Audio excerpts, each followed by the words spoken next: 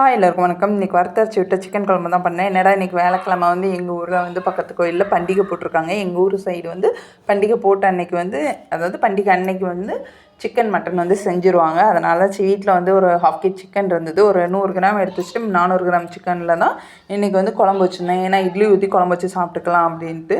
செம டேஸ்ட்டாக இருக்கும் பார்த்துக்கோங்க. இந்த வந்து நீங்கள் ட்ரை பண்ணி பாருங்கள்.